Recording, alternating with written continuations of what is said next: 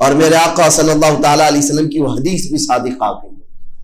حضور اکرم صلی اللہ تعالیٰ علیہ وسلم نے فرمایا ویل للعرب، عربوں کے لیے انقریب تباہی ہے، من شر قد اقترب، ایک ایسی برائی سے جس سے وہ بہت قریب ہو رہے ہیں، بہت قریب ہو رہے ہیں.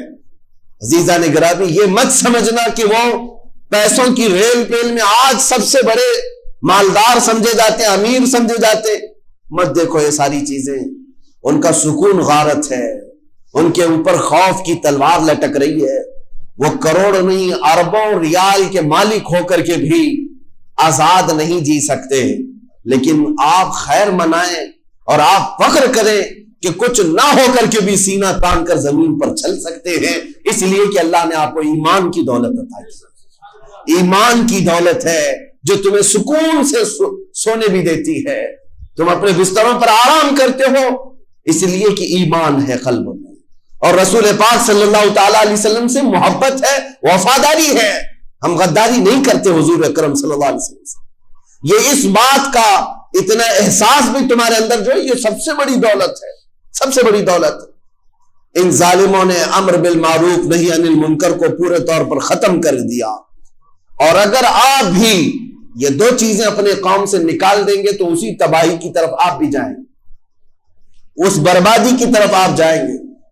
میں آپ کو بتاؤں، آج آپ اتنا ہی دیکھ رہے ہیں نا کہ پیٹرول ہے ان کے پاس، ڈیزل ہے ان کے پاس، سب کچھ ہے، اور پیسہ ہی پیسہ ہے، پیسہ ہی پیسہ ہے. سارے لوگ یہ سمجھ رہے ہیں عرب میں جانا چاہیے، انہی کے پاس تو سب پیسہ ہے، ان کو صاف زمین پھاڑ کر کے دیا جا رہا ہے. اتنا ہی نہیں، اور بھی میرے آقا نے فرمایا ہے، اتنا ہی نہیں، صرف پیٹرول ڈیزل ہی نہیں ملا ان کو، گیس. اللہ کے حبیب صلی اللہ علیہ وسلم نے یہ بھی فرمایا قیامت کے قریب دریائے فرات میں سونے کا پہاڑ نکلے گا. دریائے فرات یہ عراق میں موجود ہے. آج جہاں قتل و غارت ہے، نہتے لوگ ہیں، غریب ہیں، ان کے پاس بھی پیٹرول کی بہت بڑی قیمت موجود ہے، لیکن سب امریکہ چوس رہا ہے، کھا رہا ہے. ان کو اور بھی دیا جائے گا، اور بھی دیا جائے گا. حدیث پاک میں کہ دریائے فرات سے سونے کا پہاڑ ظاہر ہوگا. لیکن ساتھ میں میرے آقا نے فرمایا، حضور صلی اللہ علیہ وسلم فرماتے ہیں اگر تم میں سے کوئی زندہ رہے اس وقت تک تو خبردار اس سے ایک ذرہ بھی نہ لینا، اس سے ایک ذرہ بھی نہ لینا. جو لینے جائے گا وہ تباہ و برباد ہو جائے گا. جو بھی وہاں پر لالچ میں، ارے پہاڑ ہے تو ہم بھی تھوڑا کچھ خرچ کر کے لے کے آ جائیں، ایمان بھی جا سکتا ہے اور تم تباہ و برباد بھی ہو سکتے اور اللہ کے عذاب میں گرفتار بھی ہو سکتے. جب نبی پاک صلی اللہ تعالیٰ علیہ وسلم نے یہ بشارتیں دی ہیں، اس سے بھی بڑے پیسے ان کے پاس آئیں گے، اس سے بھی بڑا مال آئے گا. لیکن آئیڈیل تمہارے لیے یہ لوگ نہیں ہیں، تمہارے لیے آئیڈیل رسول اللہ کی ذات اور ان کے فرزان صحابہ کی ذات. انہیں دیکھیں ہم اپنی زندگی گزارے ہیں. آج یہ دو چیزوں کی طرف میں تنبیہ کرنا چاہتا ہوں کہ اچھائیوں کا حکم دینا شروع کریں اور برائیوں سے روکیں جتنا ہو سکے. قیامت کے دن ایک بندہ جو تمہارا پڑوسی ہوگا وہ آئے گا، اللہ کی بارگاہ میں مقدمہ کرے گا. آج سب نماز کے لیے آئے نا، ایک شخص مقدمہ کرے گا، وہ بے نمازی تھا، اسے پکڑا جائے گا اور اسے دوزخ کی طرف فرشتے کھینچ رہے ہوں گے. وہ کہے گا رب ذوالجلال، میرا پڑوسی تو آج جنت میں جا رہا ہے. کہا وہ نمازیں اس کی تھی، پوری نماز پڑھتا تھا.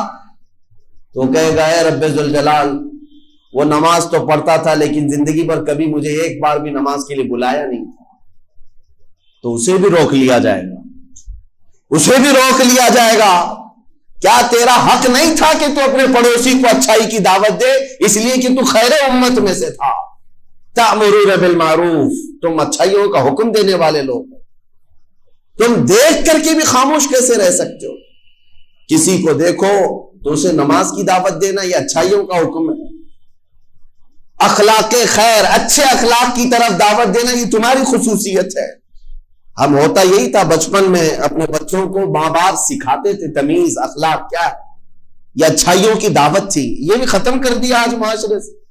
آج آپ اپنے بچوں کو بٹھاؤ اور انہیں یہ درس دو کہ بیٹا بڑوں سے بات کرنا ہے تو سلیقہ کیا ہونا چاہیے، مصافحہ کرو تو کس طرح کرو. ابھی تو یہاں پر سکھاتے ہینڈ شیک کرو بیٹا، کس کے طریقے تم ڈال رہے ہو اس کے اندر، ہاں اس کو تھینک یو بولو بیٹا.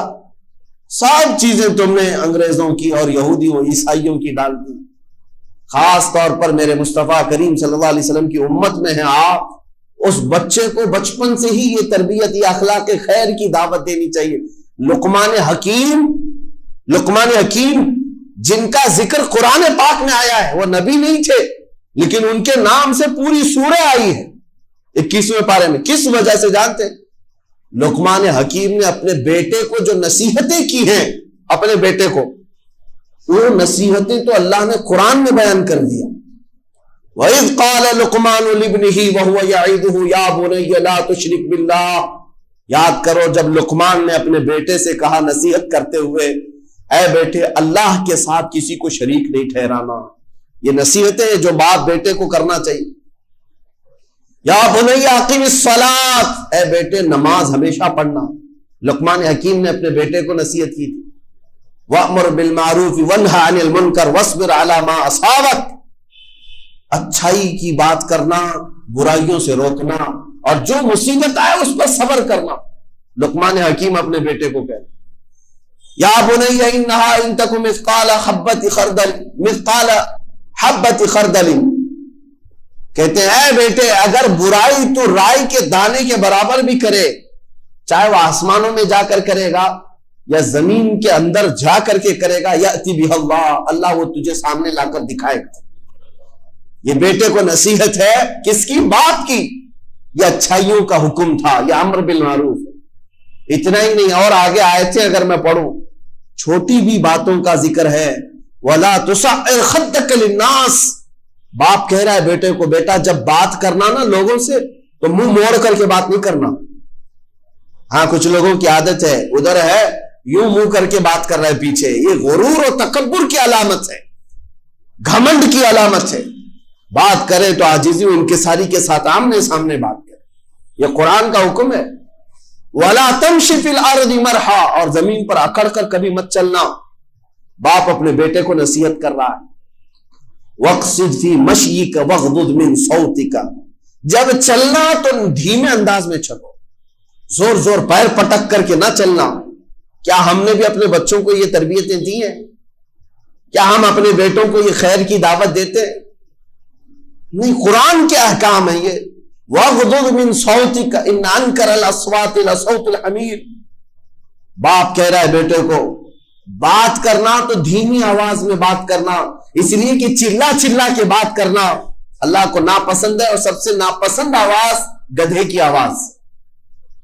اللہ تعالیٰ نے فرمایا یہ سب باتیں لقمان حکیم نے اپنے بیٹے سے کی ہیں، اور اس کو قرآن میں اللہ تعالیٰ نے بیان فرمایا. یہ سب چیزیں ہم نے چھوڑ دیا. امر بالمعروف کبھی ترک نہیں ہونی چاہیے. باپ اپنے بیٹے کو، پیر اپنے مرید کو، استاد اپنے شاگرد کو، آقا اپنے غلام کو، مزدور کو، وہ جب تک طاقت رہے اچھائیوں کی بات کرتا رہے، اسے اچھائیوں کی دعوت دیتا رہے. اور رہی بات دوسرے نمبر پر برائیوں سے روکنا، اس کو بھی کبھی ختم ہونے نہیں دینا. یہ بہت ڈینجر چیز ہے. اگر ختم ہو گئی تمہارے اندر سے اللہ کا عذاب آ جائے. اگر برائیاں کہیں دیکھ رہے ہو تو ہاتھ سے نہیں تو منہ سے تو روکو، زبان سے روکو. زبان سے نہیں روک سکتے تو اپنے دل سے ان کا بائیکاٹ کرو کہ آج سے میں تم سے نہیں ملوں گا، تم یہ کام کرتے ہو. یہ برائیوں سے روکنے کے طریقے بتائے گئے تاکہ اسے احساس ہو. کیوں روک رہے ہیں آپ؟ کیوں روک رہے ہیں؟ دو کاموں کی وجہ سے. اس سے بھی محبت ہے آپ کو اس لیے روک رہے ہیں. ایک تو زمین میں فساد نہیں ہونے چاہیے، اور دوسرا میرا بھائی جہنم میں نہیں جانا چاہیے. یہ فکر ہے نا ہماری. ہم برائیوں سے کیوں روکنے آئے؟ کیا فرق پڑتا ہے؟ اس لیے کہ میرا بھائی برائی کر کے دوزخ میں نہ جائے. یہ احساس ہو، ہمیں یہ فکر ہو. برائیوں سے روکنے کی عادت جب ختم ہو جاتی ہے تو کیا ہوتا ہے؟ سنو، ایک حدیث پاک میں جبرائیل امین نے عرض کیا حضور پاک کی بارگاہ میں، یا رسول اللہ صلی اللہ تعالی علیہ وسلم، ایک بستی پر اللہ نے عذاب نازل کرنے کا حکم دیا مجھے. میں اس بستی پر عذاب لے کر کے اترا، لیکن اس بستی میں ایک نیک بندہ تھا، باقی سب گنہگار تھے، نافرمان تھے، بہت سارے گناہوں میں مبتلا تھے، لیکن ایک بندہ تو نیک تھا. اتنا نیک تھا کہ اس نے کوئی گناہ ہی نہیں کیا. تو حضرت جبرائیل کہتے میں نے اللہ سے پوچھا ہے رب ذوالجلال اس بندے کا کیا کروں جو ایک نیک بندہ اس میں رہتا ہے؟ اللہ تعالیٰ نے فرمایا اس پر بھی عذاب نازل کرو، اس پر بھی عذاب نازل کرو۔ جبرائیل امین کہتے ہیں مجھے پوچھنے کی ہمت نہیں ہوئی، میں نے عذاب نازل کیا، پوری بستی تباہ و برباد ہو گئی، ختم ہو گئی، اللہ کا عذاب آیا، ہلاک ہو گئے۔ برسوں بعد حضرت جبرائیل کہتے ہیں میں نے رب ذوالجلال کی بارگاہ میں پوچھا ہے مولا اس کا کیا جرم تھا؟ اس نے کوئی گناہ تو نہیں کیا تھا لیکن تیرا عذاب اس کو بھی گرفتار کر لیا، ایسا کیوں؟ اللہ رب العزت ارشاد فرماتا ہے جبرائیل وہ نیک تو تھا، عبادت تو کرتا تھا، لیکن اس کے سامنے برائیاں ہوتی تھی، گناہ ہوتے تھے، وہ سب دیکھ کر کے خاموش رہتا تھا۔ اسی لیے میرا قانون یہ ہے برائی دیکھ کر خاموش رہنے والے کا بھی وہی انجام ہوگا جو اس کے سامنے برائی کرنے والے کا۔ یہ چیز سخت ہے، برائیوں سے روکنا یہ امت کی خصوصیت ہے، ہماری خصوصیت ہے، یہ اسپیشلٹی ہے آپ کی۔ اگر یہ بھی چھوٹ گئی تو پھر امت کی کیا خصوصیت آپ کے پاس رہے گی؟ الحمدللہ ہمارے علماء کرام نے برائیوں سے روکنے کے لیے چھوٹے موٹے لوگوں کو ہی نہیں بڑے بلکہ وقت کے بادشاہ کو بھی للکارا ہے۔ اگر وہ برائی کر رہا ہے علماء حق نے اس کو بھی بولا ہے، اس کو بھی تنبیہ کی ہے۔ چاہے وہ اکبر کی بات لے لو، 48 سال حکومت کرنے والا ڈکٹیٹر، اور اس کے سامنے کس کی مجال تھی، لیکن جب وہ ایک خرابی کی طرف جا رہا تھا ایک عالم ربانی مجدد الفسانی کھڑے ہوئے اور اسے للکارا اور اس سے کہا کہ تو گمراہ ہو گیا ہے، تو مرتد ہو گیا ہے، ایک نیا دین لا رہا ہے میرے مصطفیٰ کے دین کو چھوڑ کر۔ اس پاداش میں اس نے جیل میں بھی بند کیا، لیکن وہ عالم حقانی عالم ربانی یہ سمجھتے تھے کہ اگر میں بھی یہ ذمہ داری چھوڑ دوں تو پھر امت کا کیا حال ہوگا۔ اس لیے میرے عزیزوں برائیوں سے روکنا یہ اس امت کی خصوصیت ہے، چاہے وہ کسی کے بھی اندر آئے برائیوں سے روکو، چاہے وہ کفار و مشرکین میں آئے، ظلم کے خلاف آواز اٹھانا یہ حسینی کردار ہے۔ حضرت امام حسین کے چند بچے تھے، گھر پہ لے کر بیٹھتے، ایک یزیدی تو تھا، کیوں باہر آئے؟ اس لیے کہ آپ نے دیکھا کہ یہ خرابیاں آ جائیں گی امت میں۔ ایک عیاش طبیعت کا شخص جو فاسق و فاجر شراب نوشی کرتا ہے، وہ اگر آ رہا ہے امت مصطفیٰ کی حکمرانی کے لیے تو آگے بڑے نقصانات ہو سکتے ہیں۔ آپ آئے باہر، اس پاداش میں آپ کو اس کی وجہ سے آپ کو کیا کیا نقصانات اٹھانے پڑے، بچے، اپنی عورتیں اور گھر بار، خود اپنی جان سب چلی گئی، لیکن امت کی جو خصوصیت تھی برائیوں سے روکنے کی، اس سے امام حسین نے کبھی سمجھوتا نہیں کیا، کبھی سمجھوتا نہیں کیا۔ اے امت کے نوجوانوں، آپ کے لیے بھی یہ درس ہے کہ آپ میں سے جس کو اللہ نے طاقت دی ہے وہ چھوٹی برائیاں ہوں بڑی برائیاں ہوں روکنے کی کوشش کرو، روکو اسے۔ راستہ چلتے ہوئے ایسی آپ نے کسی کو زنا کرتے ہوئے دیکھا اور خاموشی سے ہنستے ہوئے چلے گئے، آپ کیا سمجھ رہے ہیں کہ وہ کسی اور کی لائف ہے، میں کچھ نہیں کر سکتا؟ نہیں، قیامت کے دن تمہاری آنکھوں سے بھی سوال ہوگا۔ تم دیکھ رہے تھے ایک شخص جہنم میں جا رہا تھا، کیا تم نے اسے روکنے کی کوشش کی ہے؟ الحمدللہ ہمارے ہاں پہلے ہمارے محلوں میں یہ عام رواج تھا، بڑے لوگ جو ہوتے تھے وہ بچوں کو ڈانٹتے بھی تھے، بلکہ کسی کا بھی بچہ غلطی کر رہا ہوتا تو مارتے بھی تھے، مسجدوں میں بھی ہوتا، لیکن اب وہ رواج ہی ختم ہو گیا۔ ہاں، اب کسی کے بچے کو چھو لو پورا گھر آ جائے گا لڑائی کے لیے، ارے میرا بچہ کیا کیا تھا آپ نے، کیسے اس کو پکڑ لیا، کیسے اس کو مارا۔ یہ ساری چیزیں کیوں ختم ہوئی ہیں؟ آپ یہ بڑھاوا دے رہے ہیں اپنے بچے کو شرارت کرنے کا اور برائیاں کرنے کا، بلکہ اگر کسی نے آپ کے بچے کو برائی پر ٹوکا تھا یا مارا تھا، بچہ روتے ہوئے آ کر شکایت کیا، تحقیق کرو کہ وجہ کیا تھی، یہ نہیں کہ غصے میں دشمنی نکالنے کے لیے اس کے پاس جائیں، تحقیق کرو کیا بچے نے حقیقت میں غلطی کی تھی، تو پھر جا کر کے جس نے روکا تھا اس کا شکر ادا کرو اور اپنے بچے کو اور تنبیہ کرو، پھر دیکھنا اگلی بار اس بچے کی ہمت نہیں ہوگی۔ اس بار ہوتا کیا ہے، لڑائی کر لیا تو بچہ شیر ہو گیا، اب کچھ بھی کر سکتا ہوں، باپ تو آئیں گے نا لڑنے کے لیے، میں کسی کے ساتھ کچھ بھی کر لوں گا، اگر کوئی مجھے پکڑنے آئے گا تو باپ کو لے آ جاؤں گا، میرا باپ تو ہے ہی ہے، سنبھالے گا۔ یہ بچوں کو برائیوں کی طرف بڑھانا اور انہیں حوصلہ دینا اور انہیں گمراہ کرنے کا سارا ذمہ انہی لوگوں کے سر پر آئے گا جو ماں باپ ہیں۔ ان برائیوں سے روکنے کے لیے بھی اپنے گھروں میں طریقے بنائیں۔ اچھا، میں نے جو علاج اور طریقہ بتایا تھا اس کی طرف آپ کو اشارہ کر کے چلتا ہوں۔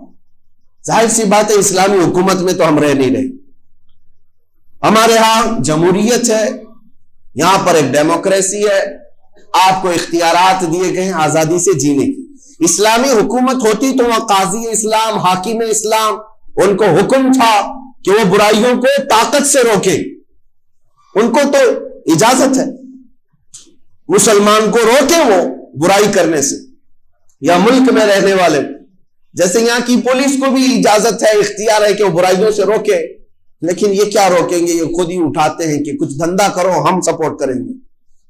ہاں، یہ سب تو باتیں آتی ہیں، ہم نے سنا بھی ہے بہت ساری جگہوں پر، سارے لوگوں کے لیے نہیں کہتا۔ نشہ کا کاروبار کرنے والوں کو بہت زیادہ سپورٹ کرنے والے کون ہوتے ہیں؟ اگر یہ چاہے تو 5 منٹ میں سب کو روک دیں، بند کر دیں۔ یہ بزنس بھی ہوتا ہے، سب کچھ پتا ہے، کہاں سے مال آتا ہے، کہاں بکتا ہے، یہ پولیس والوں کو بھی پتا رہتا ہے، لیکن چھوٹ دی جاتی ہے۔ یہ برائیوں سے روکنے کا طریقہ نہیں ہے، یہ نہیں ہے طریقہ۔ برائیوں سے روکنے کا طریقہ یہ اپنا ہو یا غیر ہو، میری زمین کو ناپاک نہیں کرنا چاہیے۔ اب میں آپ کو بتاتا ہوں مسلمانوں کو کیا کرنا چاہیے آپس میں۔ اس میں فرمایا گیا کہ اگر تم کسی کو کھلے عام حرام کاریوں میں مبتلا دیکھو تو شرعی طور پر تمام مسلمان اس کا بائیکاٹ کریں۔ اگر محلے میں، معاشرے میں کوئی سودی کاروبار کرتا ہے، میرے آقا کی حدیث ہے، جس نے سود کا ایک لقمہ کھایا، سود کا ایک درہم کھایا، گویا کہ کعبہ کے سامنے اپنی ماں سے زنا کرنے کے برابر۔ اتنا بڑا گناہ ہے۔ سود کو عام سمجھتے ہیں مسلمان آج، یا ان کا دیکھا دیکھی سمجھتے ہیں کہ راتوں رات امیر بن جائیں گے۔ تمہارے لیے سخت حرام ہے، اور سب سے خطرناک قسم کا حضور اکرم صلی اللہ علیہ وسلم نے اس کو گناہ بتایا، اور اتنی بڑی وعید میں نے سنا بھی نہیں۔ ارے کعبے کے سامنے ماں سے زنا کرنے کے برابر ہے سود کا ایک لقمہ کھانا۔ اور جب اتنا بڑا گناہ اپنے معاشرے میں دیکھ رہے ہیں تو آپ کیا کرتے ہیں؟ اس کے ساتھ روکنے کی کوشش کرنی چاہیے۔ نہیں رکتا، وہ کیوں نہیں رک رہا ہے وہ بھی میں آپ کو بتاؤں۔ سود کے پیسے جمع کرتا ہے، سال میں ایک مرتبہ بڑی دعوت کرتا ہے، آپ کو بھی بلایا، ان کو بھی بلایا، اور صاحب سینہ چوڑا کر کے اس کے گھر پر چلے گئے، ہاں حاجی صاحب، اور گل پوشی بھی کیا اور چلے آئے۔ اس سے کیا ہو گیا؟ اسے کبھی احساس نہیں ہوگا کہ وہ گناہ کر رہا تھا۔ سب کا جو سپورٹ حاصل ہے نا، سب کی جو مدد حاصل ہے، اسے احساس ہی نہیں ہوگا کہ وہ کچھ گناہ کر رہا ہے۔ وہ سمجھے گا میں تو اچھا ہی کر رہا ہوں، دیکھو میرے ساتھ سب اچھے اچھے لوگ بھی آتے ہیں، نیک لوگ بھی آتے ہیں، حاجی صاحب بھی آتے ہیں، مولانا لوگ بھی آتے ہیں۔ پیسوں کے بل بوتے اگر کوئی گناہوں پر اسی طرح اڑا رہا تو اس کی ذمہ دار وہ لوگ بھی ہیں جو اس کا سپورٹ کرتے ہیں۔ ہونا کیا چاہیے؟ تمامی مسلمان اتحاد اور اتفاق کے ساتھ ایسے گناہوں کو روکنے کے لیے اس کا بائیکاٹ کریں۔ چند ہی دنوں میں عقل ٹھکانے پر آئے۔ اگر گھر کے کوئی معاملات ہوں، کوئی ایک بندہ تو کھڑے ہو کر کے کہہ دے آپ کے گھر پر کھانا حلال نہیں ہے، سود کا کاروبار چھوڑ دو، انشاءاللہ ہم آپ کے ساتھ حاضر ہوں، آپ کے ساتھ آئیں گے۔ احساس تو پیدا ہونے دو، ہم احساس بھی نہیں کرنے دیتے۔ یہ صرف سود کی ایک مثال میں نے بتایا۔ ہر گناہ پر، جو چوری کرتا ہو، شراب نوشی کرتا ہو، یا جوا کھیلتا ہو، یا نشہ بیچتا ہو، کرتا ہو، ان سب کے ساتھ بھی دیگر سارے مومنین کے لیے ضروری ہے کہ ان کی اصلاح کے لیے، یہ نہیں کہ ان کو نکال کر پھینکنے کے لیے، ان کی اصلاح کے لیے کوئی طریقہ اپناؤ تاکہ وہ بھی صحیح ہو جائیں اور تمہارے شانہ بشانہ جنت میں جا رہے ہیں، گناہ کر کے وہ دوزخ میں نہ جائیں۔ مجھے کتنی بہترین بات یاد آتی ہے، حجت الاسلام علامہ حامد رضا خان رحمۃ اللہ علیہ، اعلیٰ حضرت کے بڑے شہزادے ہیں۔ اعلیٰ حضرت امام محمد رضا فاضل بریلوی رضی اللہ تعالیٰ عنہ نے فرنگی محل لکھنؤ میں ہے، بڑے علماء وہاں پر بھی رہے، ایک مرکز رہا ہے پہلے علماء کا۔ ایک بڑے مولانا تھے، ان پر کسی بات پر اعلیٰ حضرت نے فتویٰ دیا تھا کہ یہ گمراہی ہے، اس طرح آپ کو نہیں کہنا چاہیے، اور آپ فوراً توبہ کر لیں، اس سے باز آ جائیں۔ ان کے پاس فتویٰ پہنچا، خط پہنچا، لیکن وہ اس سے رجوع نہیں کیے، فتویٰ دیکھا، رکھ دیا۔ گمراہی کی بات بہت الگ ہوتی ہے۔ اتفاق ایسا ہوا کہ اعلیٰ حضرت کے بڑے بیٹے حجت الاسلام حامد رضا خان رحمۃ اللہ علیہ ایک کسی جلسے میں تھے، تو وہ فرنگی محل کے حضرت بھی اسی جلسے میں تھے، سٹیج پر آئے، ان کے ہزاروں کے مریدین وہاں پر تھے، فرنگی محل والے بزرگ کے ہزاروں مریدین ہیں، اور حجت الاسلام حامد رضا خان رحمۃ اللہ علیہ اکیلے گئے۔ تو جب وہ سٹیج پر فرنگی محل والے بزرگ ملنے کے لیے آئے، علامہ حامد رضا خان نے اپنا ہاتھ نیچے کر لیا، کھینچ لیا، اور کہا میں آپ سے مصافحہ نہیں کر سکتا، آپ سے میں مصافحہ نہیں کر سکتا، اس لیے کہ آپ نے گمراہی کا قول کیا ہے۔ جب تک آپ توبہ نہیں کریں گے، جب تک آپ باز نہیں آئیں گے۔ سٹیج پر بیٹھی ہوئے ان کے ہزاروں مریدین ہیں وہاں پر، چاہتے تو حملہ کرتے، میرے پیر کی بے حرمتی کرنے والا یہ بریلی والا کون ہے؟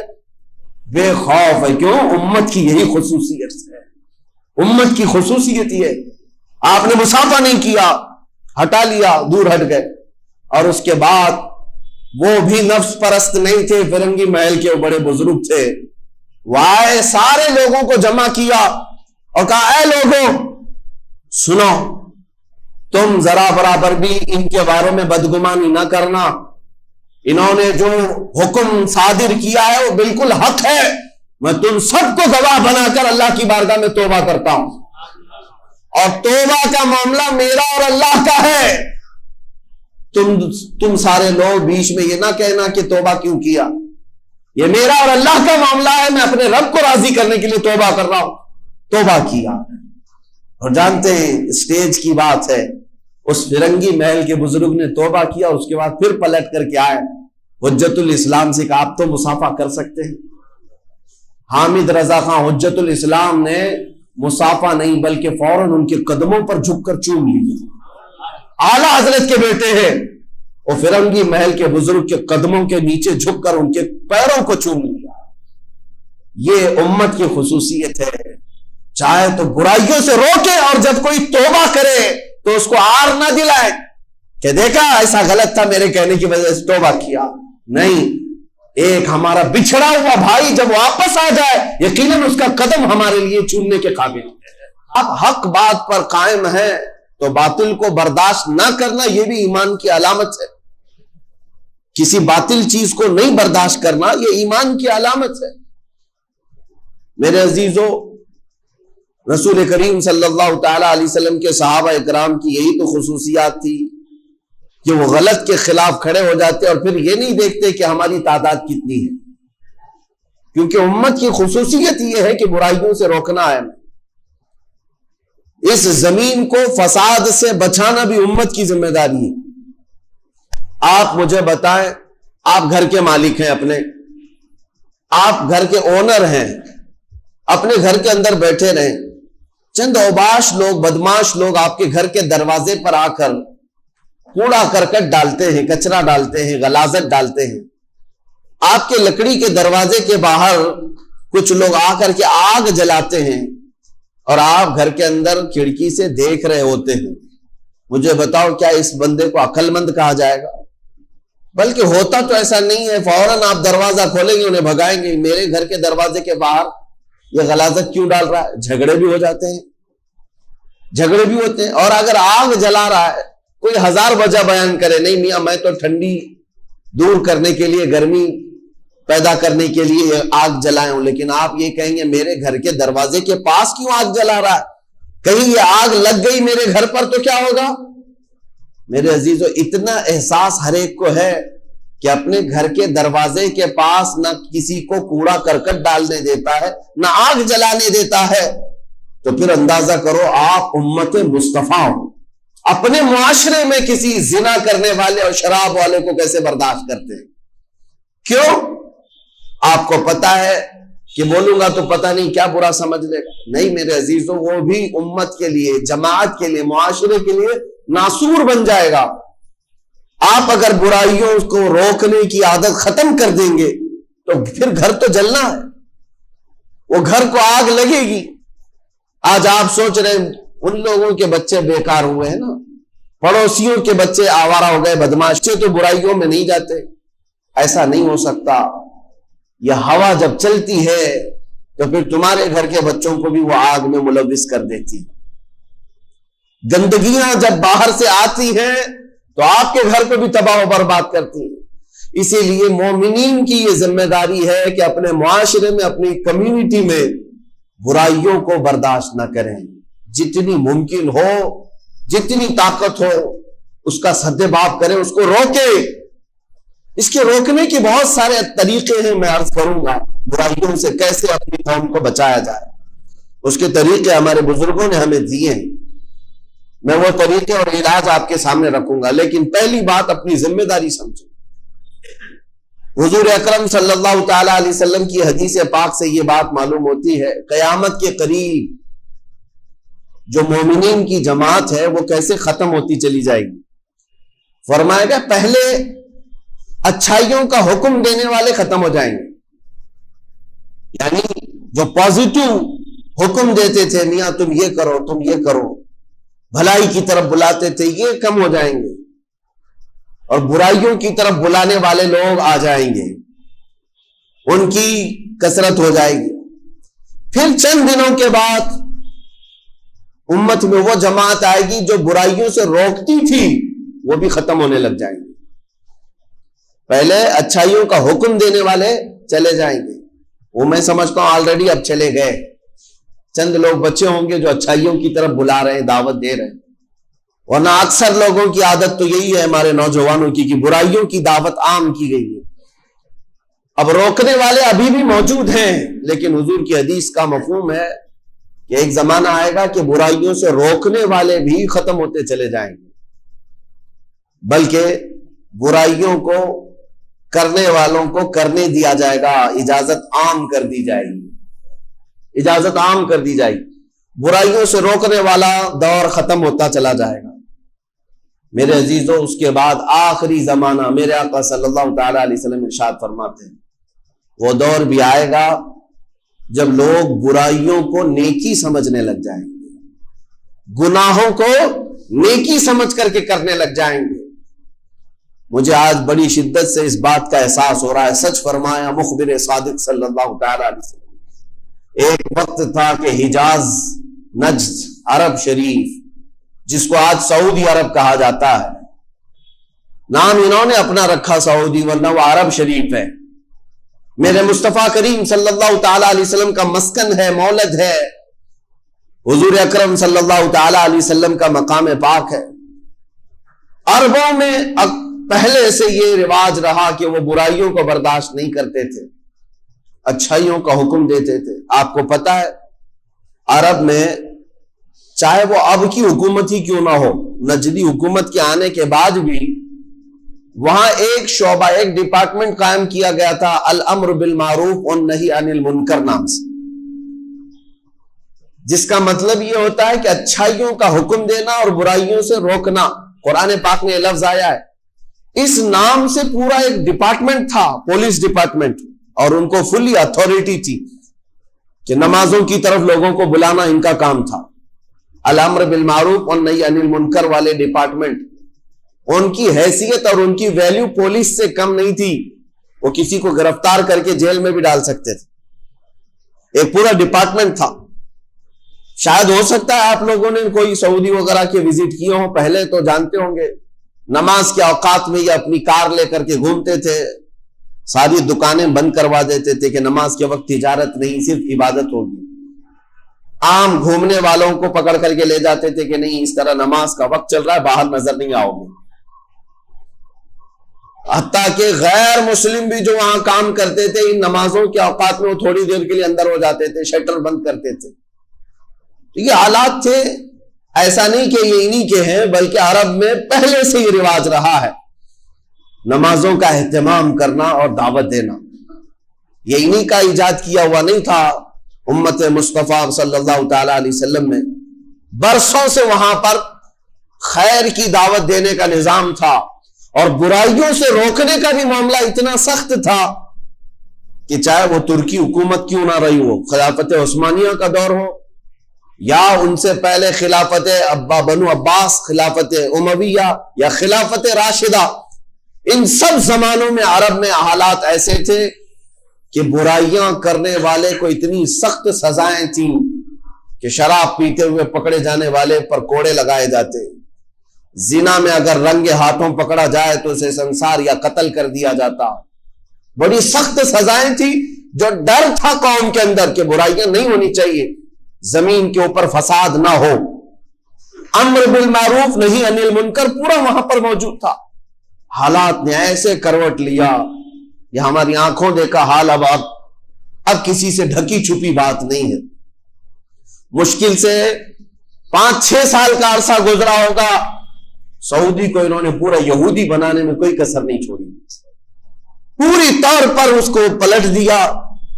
اب امر بالمعروف نہیں انل منکر یہ سب ختم، کچھ نہیں، نہ امام خطبے میں کسی برائی سے روک سکتا ہے، اگر کوئی ممبر پر روک بھی دیا تو اسے گرفتار کر کے اندر ڈال دیا جائے۔ میرے اندازے کے مطابق جنہوں نے مجھے خبر دی تھی وہاں کے رہنے والے 400 سے زیادہ علماء جیلوں میں موجود ہیں، صرف اس لیے کہ انہوں نے برائی سے روکا تھا اپنے خطبے میں۔ گانے باجے موسیقی یہ سب نہ کرو، اسلام میں حرام ہے، یہ سب ختم ہو گیا۔ یہ قیامت کی وہ نشانیاں ہیں جو امت میں سے ختم ہونے والی ہیں۔ امر بالمعروف ختم کر دیا، اچھائیوں کا حکم تو دینا ہی نہیں اب ان کو، وہ تو جا چکا تھا، لیکن جو برائیوں سے روکتے تھے اس کو بھی ختم کر دیا۔ ان ظالموں نے عرب شریف پر قبضہ جما کر کے اس پاکیزہ زمین کو جتنا ناپاک کرنے کی کوششیں اس زمانے میں کیا ہے، اس سے پہلے کبھی نہیں ہوئی تھی۔ قتل و غارت تو ہوئی ہے عرب شریف میں، لیکن زنا کو عام نہیں کیا گیا تھا، ڈانس کلب کو اور ننگا پن اس طرح سے عام نہیں کیا گیا تھا۔ اتنی حیا اور غیرت باقی تھی مسلمانوں کے۔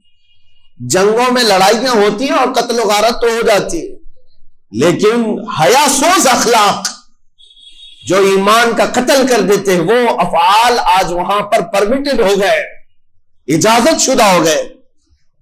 بڑے بڑے باہر سے بلا کر کنسرٹ کروائے جائیں، بڑے بڑے ایکٹر ایکٹریس کو بلا کر کے انہیں ننگا ناچ دکھایا جائے، مرد و زن کا اختلاط عام کیا جائے، عورتیں مرد ایک ہی ساتھ ناچیں۔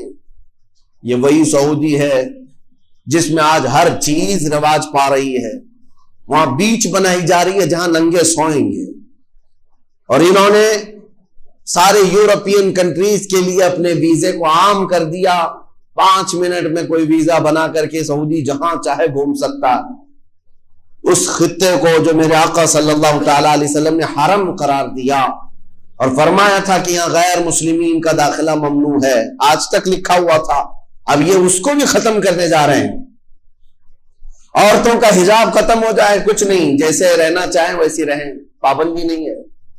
نماز کے اوقات میں جو پابندی تھی اس کو بھی ہٹا دیا گیا کہ نہیں، آپ نماز کے وقت میں اپنی دکان جاری رکھ سکتے ہیں، بازار کریں، جو کچھ کرنا ہے کریں۔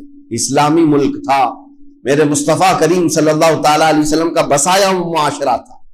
دنیا میں خرابیاں پھیل رہی ہیں، لیکن درد وہاں سے ہوتا ہے کہ جس پاکیزہ زمین پر میرے آقا آرام فرما، اس زمین کو ان ظالموں نے اپنے پنجوں سے برباد کر رکھا۔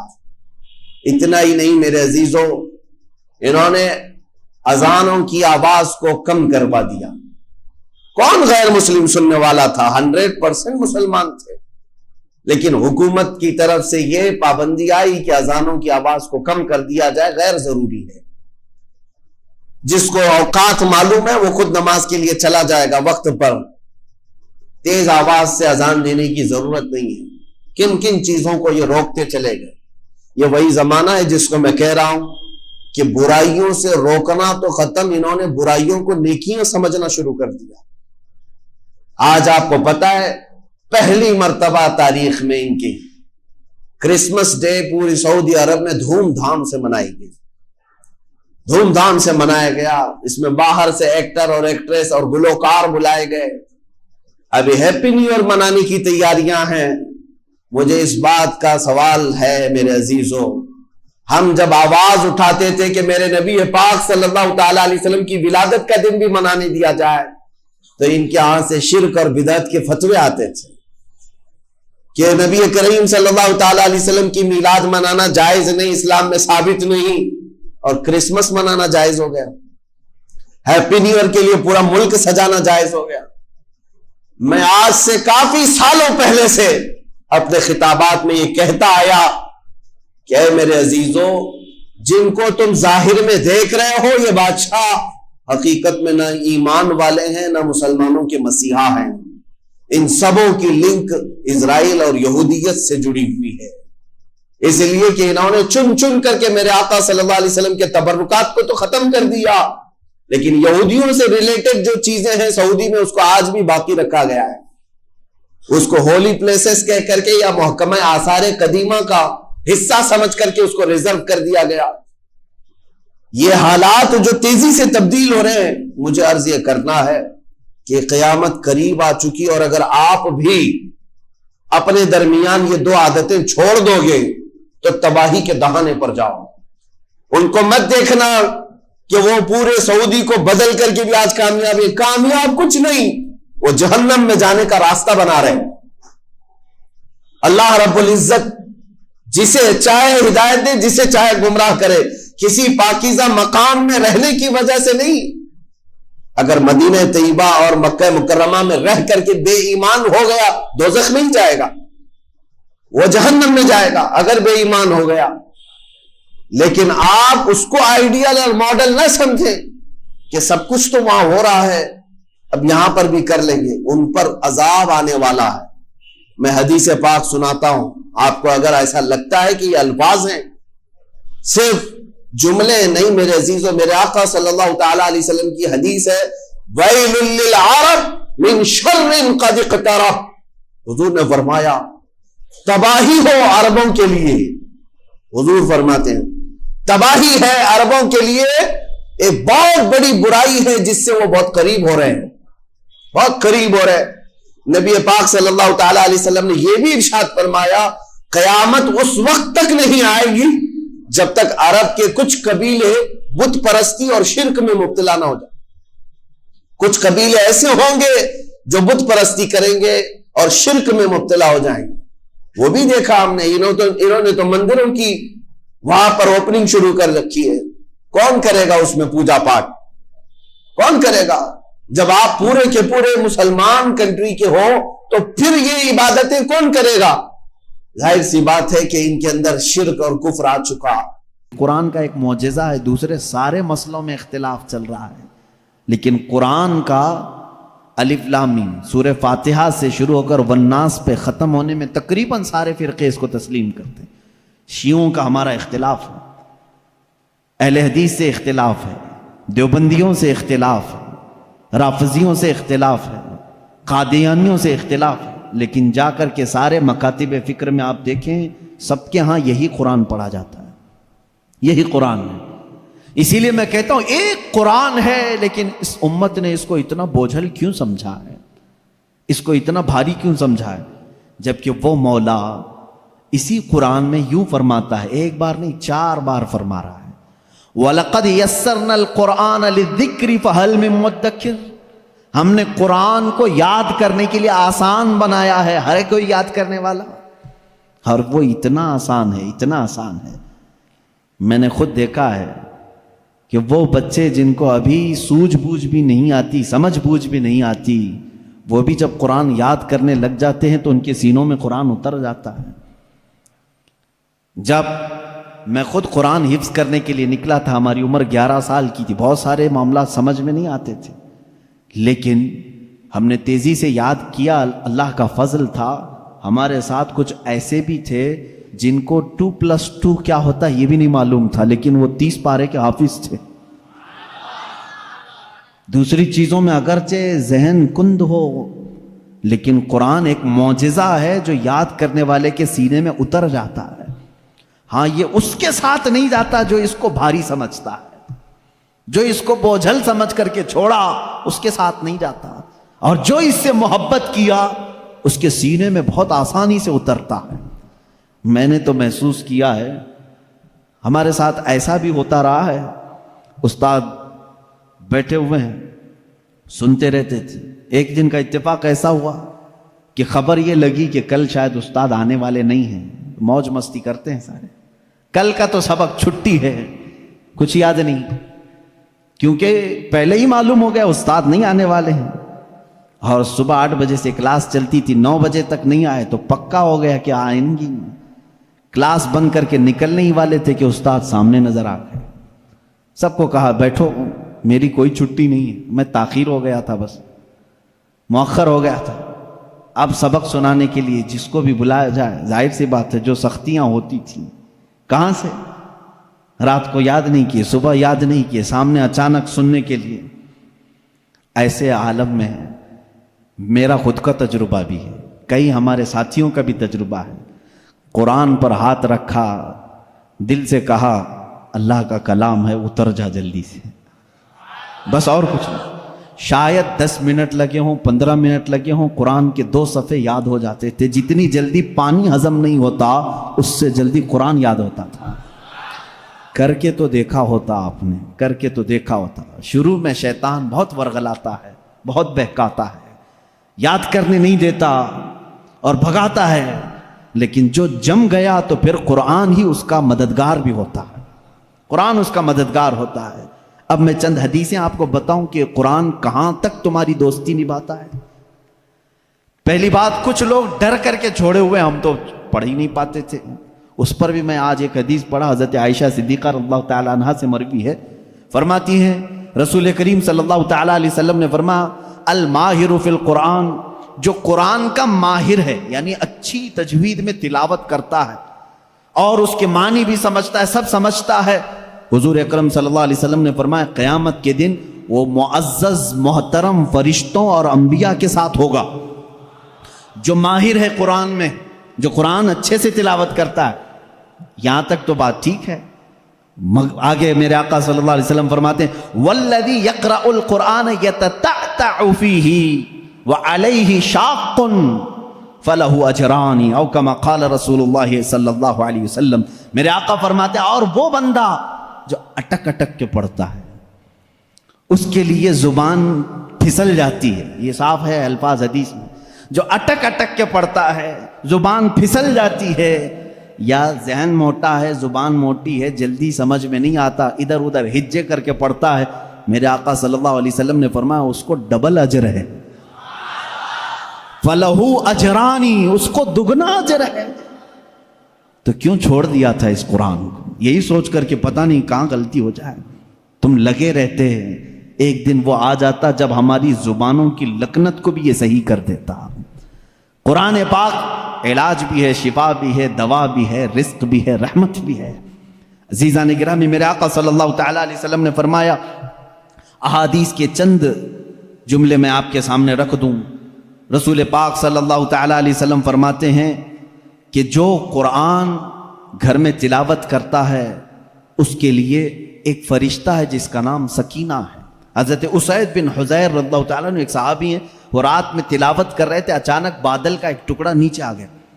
بادل کا ٹکڑا کبھی نیچے آپ نے دیکھا نہیں ہوگا, اس میں کیا ہوتا ہے معلوم ہے؟ جیسے فریج کھولنے کے بعد بہت تیز شبنم جیسی ٹھنڈک رہتی ہے, اس طرح بادلوں کو کچھ جمی ہوئے پانی اور برف جیسی چیزیں گھیری ہوئی رہتی. ایک ٹکڑا ان کے اوپر آ گیا. حضرت اسید ڈر گئے, ان کا گھوڑا ہنانے لگا, تیزی سے اچھل کود کرنے لگا, اور وہ قرآن پڑھ رہے تھے اس وقت, اور انہوں نے قرآن چھوڑ دیا. اور صبح حضور اکرم صلی اللہ علیہ وسلم کے دربار میں آئے, کہا یا رسول اللہ صلی اللہ علیہ وسلم مجھے ڈر لگ رہا ہے, رات کو میں چھت پر بیٹھ کر قرآن پڑھ رہا تھا, صرف میری بیوی ہے اور میرے گھر میں ایک گھوڑا ہے, مجھے ڈر یہ لگا کہ آسمان سے کچھ برس جائے گا اور میں ہلاک ہو جاؤں گا. بادل کا ٹکڑا یہاں تک آ گیا تھا, سر تک آ گیا تھا, اور میرا گھوڑا بھی دیکھ کر کے ہنانے لگا, اچھل کود کرنے لگا, یہ کیا معاملہ ہے؟ اللہ کے حبیب صلی اللہ تعالیٰ علیہ وسلم نے فرمایا, مسکرایا, کہا اسے تلاوت چھوڑ کیوں دیا اور پڑھتے رہتے ہیں؟ اس لیے کہ وہ فرشتہ ہے جسے قرآن سننے کا بہت شوق ہے. جب بھی کوئی قرآن تلاوت کرتا ہے تو آسمانوں سے اتر آتا ہے. یہاں تک کہ میرے آقا صلی اللہ علیہ وسلم نے فرمایا فجر کی نماز میں آؤ, اپنے منہ صاف کر کے آؤ, اپنے منہ کی بدبو نکال کر کے آؤ. پوچھا کیوں؟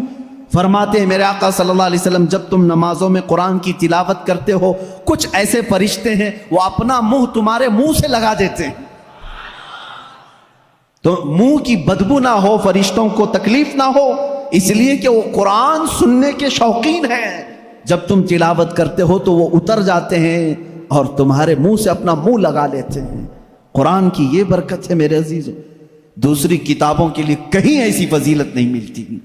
یہ تو میں دائرہ اسلام میں موجود میرے آقا صلی اللہ تعالیٰ علیہ وسلم کی بتائی ہوئی حدیثیں آپ کو پہلے بتا رہا ہوں، میں پھر دنیاوی معاملات میں بھی آؤں گا کہ قرآن کہاں کہاں ہماری رہنمائی کرتا ہے۔ پہلے تو ہم اپنے دائرے میں دیکھیں، ہم چھوڑے ہوئے ہیں نا اس کو۔ اقبال نے کہا تھا وہ زمانے میں معزز تھے مسلمان ہو کر، آج تم خار ہوئے ہو تاریک قرآن ہو کر، آج تم خار ہوئے ہو تاریک قرآن ہو کر، قرآن چھوڑ کر کے ہی ذلیل ہوئے ہیں، باقی اور کوئی وجہ نہیں ہے۔ اللہ تبارک و تعالیٰ نے جو مقدس چیز تمہارے لیے اتاری پچھلی امتوں کو کبھی یہ چیز نہیں ملی، قرآن جیسی برکت کسی امت کو نہیں ملی جو امت مصطفیٰ صلی اللہ علیہ وسلم کو ملی۔ تورات آئی ہے، انجیل آئی ہے، زبور آئی ہے، سب کو معلوم ہے نا، آسمانی کتابیں آئی۔ جاؤ اے مسلمانوں ڈھونڈ کر کے لاؤ تورات کا ایک نسخہ جو موسیٰ علیہ السلام پر اترا تھا، ڈھونڈ کر کے لے آؤ انجیل کا ایک نسخہ کہ جو عیسیٰ علیہ السلام پر اترا تھا، زبور کا ایک نسخہ لے کر کے آؤ۔ آج وہ کتابیں ناپید ہیں، اور اگر ہیں تو اس میں اختلاف۔ خود عیسائیوں کے ہاں 4 قسم کی انجیلیں پائی جاتی ہیں، یہودیوں کے ہاں تورات اولڈ ٹیسٹمنٹ میں، یونان والوں کا الگ، فلاں جگہ کے الگ، جرمنی کے الگ، UK کے الگ، امریکہ کے الگ۔ جا کر کے دیکھو گے تو ان کے نسخوں میں الگ الگ تبدیلیاں ہیں۔ زبور نام کی جو کتاب تھی داؤد علیہ السلام پر، وہ کہاں ہے؟ اس کی کتنی آیتیں غائب، کسی کو نہیں پتا۔ لیکن دنیا میں اگر خالد ہمیشہ رہنے والی کوئی کتاب ہے تو قرآن مقدس ہے۔ تم جاؤ امریکہ میں بھی تمہیں یہی قرآن ملے گا جو سورہ فاتحہ سے شروع ہو رہا ہے، عرب میں جاؤ یہی قرآن ملے گا جو والناس پہ ختم ہو رہا ہو، ہندوستان میں آؤ یہی قرآن ملے گا جس کے درمیان میں سورہ کہف ہے۔ کہیں پر بھی جاؤ قرآن اسی طرح سے آج موجود ہے۔ تمہیں ڈرنے کی ضرورت ہے اے مسلمانوں، قرآن کہیں ضائع نہیں ہوگا، کہیں ضائع نہیں ہوگا۔ آج کچھ لوگ یہ سوچتے ہیں کہ قرآن کو ہم مٹا دیں گے، خاک مٹا دیں گے، خاک مٹا دیں گے۔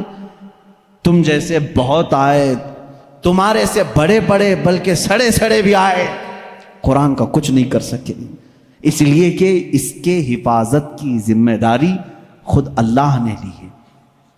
قرآن میں خود فرماتا ہے اِنَّا نَحْنُ نَزَّلْنَا الذِّكْرَ وَإِنَّا لَهُ لَحَافِظُونَ، ہم نے ہی قرآن کو اتارا ہے اور ہم ہی اس کی حفاظت کرنے والے ہیں۔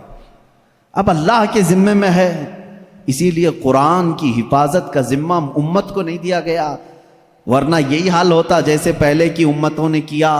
عیسائی علماء کیا کرتے تھے؟ امیروں کے لیے الگ آیتیں بتاتے تھے، غریبوں کو الگ آیتیں بتاتے تھے، پیسہ لیتے تھے، آیتیں بدل دیتے تھے۔ اگر امت کے حوالے یہ قرآن بھی چھوڑ دیا جاتا تو دنیا دار زر خرید مولوی وہ قرآن کو بھی بیچ دیتے ہیں، حکومت کو راضی کرنے کے لیے آیتیں بدل دیتے ہیں، لیکن اللہ نے امت کے حوالے نہیں رکھا، خود اپنے حفظ و امان میں رکھا ہے۔ قرآن کو کوئی بدل نہیں سکتا، لا تبدیل لکلمات اللہ، رب تعالیٰ خود فرما رہا ہے اللہ کے ایک کلمے میں بھی تبدیلی نہیں۔ خوف کس بات کا تمہیں؟ اس کی قرآن کی اتنی حفاظت کی گئی ہے کہ اس کے سارے الفاظ گن کے رکھ لیے گئے ہیں، ایک لفظ بھی اگر کم ہو گیا تو پتہ چل جائے گا یہ قرآن نہیں ہے۔ الفاظ تو دور کی بات ہے میرے عزیزو، اس کی صورتیں محفوظ ہیں، 114 صورتیں ہیں، اس میں ایک کم بھی نہیں ہوگی، زیادہ بھی نہیں ہوگی۔ ہم یہ سب محفوظ ہیں، جو عالم ہوگا، جو حافظ ہوگا، کروڑوں کی تعداد میں علماء بھی ہیں، وہ سب کو معلوم ہے، یعنی قرآن کی یہ باتیں جاننے والے علماء کی بات کر رہا ہوں، سب کو معلوم ہے کہ قرآن میں 114 صورتیں ہیں، 540 رکوع ہیں۔ اتنا ہی نہیں بلکہ اس کے جو ہے حرف بھی گن لیے گئے، آیتیں بھی گن لی گئی ہیں، 6666 آیتیں ہیں، حروف بھی گنے گئے ہیں، زبر بھی گنے گئے ہیں، زیر بھی گنے گئے ہیں، بلکہ اس کے نقطے بھی گن کے رکھے گئے ہیں، کہیں ایک نقطہ بھی کم نہیں کر سکو گے۔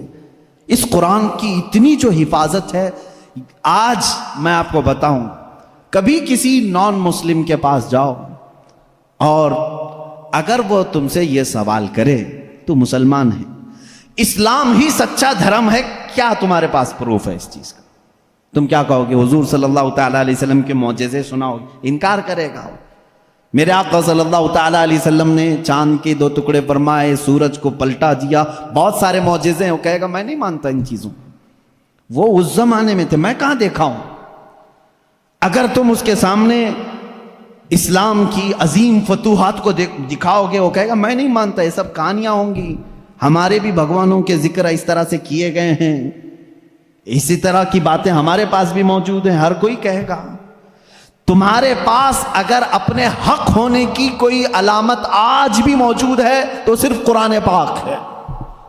اسے کہو میرے سچے مذہب پر اور اچھے مذہب پر قائم ہونے کی سب سے بڑی دلیل، سب سے بڑا پروف قرآن ہے، لا کر کے دکھاؤ اس طرح کی کوئی دوسری کتاب کسی کے پاس ہو۔ کم سے کم 1400 سال سے جو محفوظ چلی آ رہی ہے دنیا میں، کسی لیبارٹری میں بھی، کسی لائبریری میں بھی اتنی پرانی کوئی کتاب آج محفوظ موجود ہے ہی نہیں۔